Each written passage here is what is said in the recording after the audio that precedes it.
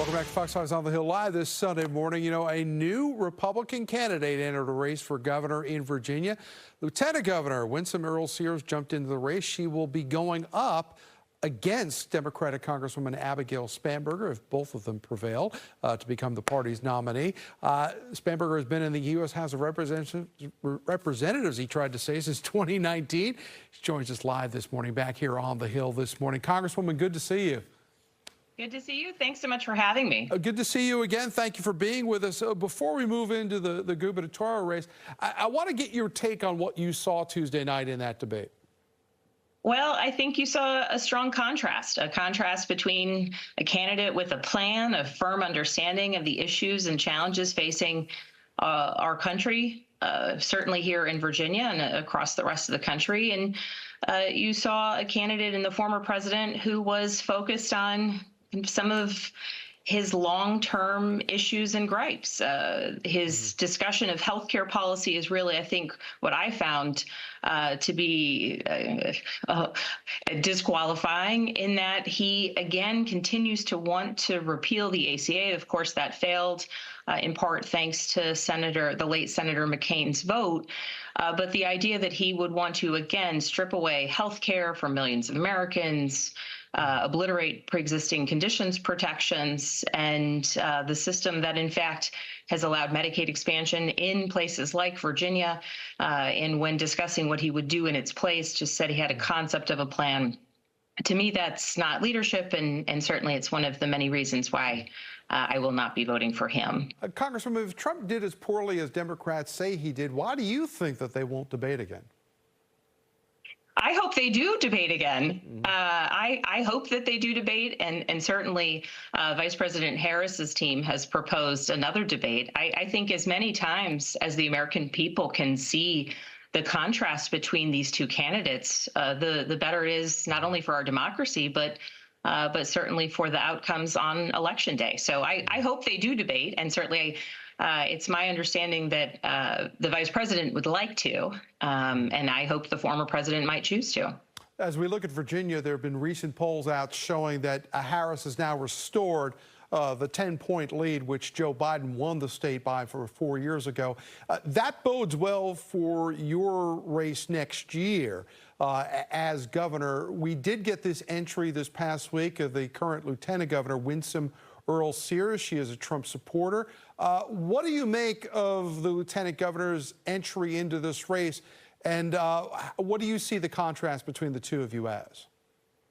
Well, what we know about Virginia is Virginia is not a solidly blue state. It is a purple state, and so election to election, things can be different, which is why from the day I announced my candidacy and that I wasn't running for re-election in the Congress last November, I have been traveling across our state, talking to voters, listening to voters about the issues that matter most.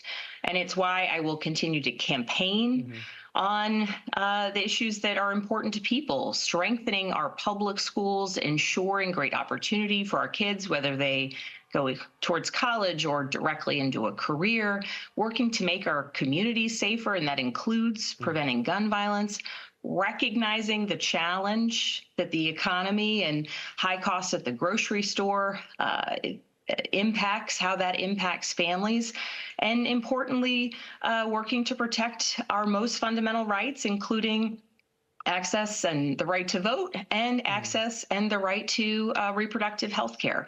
And I will continue to focus on these and the wide array of issues that matter across our entire Commonwealth.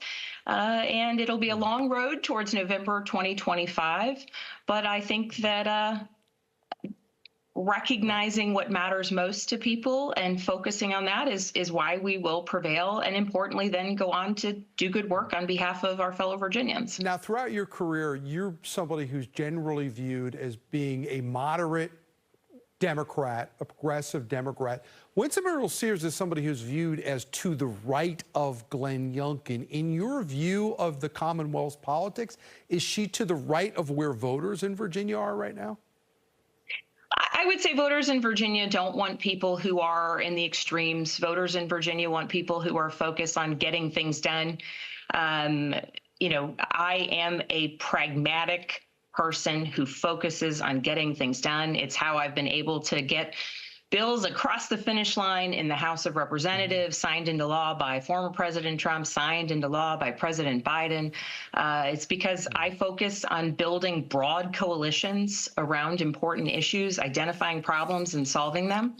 And so, no, I don't think that Virginians want to have someone who's ideologically driven, ideologically extreme, with no real track record of delivered results. And so I'll be campaigning on my track record, on my work, and certainly I think a common sense, pragmatic, results-driven approach is what so many people across the Commonwealth want to see in their governor. Congressman, we've got about 45 seconds here. We've got a deadline at the end of the month to pass a continuing resolution to keep the government open. Are we going to meet that deadline? We have to. There is absolutely no other choice. Virginia is the most impacted state when there is a shutdown. Workers across Virginia, federal employees, contractors, small businesses, everyone is impacted. It's the height of your responsibility to not fund the government. And I am focused on ensuring that the government is funded and not at the very last 11th hour time frame where families sit around the table worried. But in advance, the fact that we're even talking about this is yet again disgraceful. And I pray, I implore the majority to bring a continuing resolution forward as soon as possible so that the people of Virginia are not worried about this potential lapse in funding. It's deja vu all over again. That's right. Congresswoman Abigail Spanberger joining us live from Virginia this morning. We thank you so much.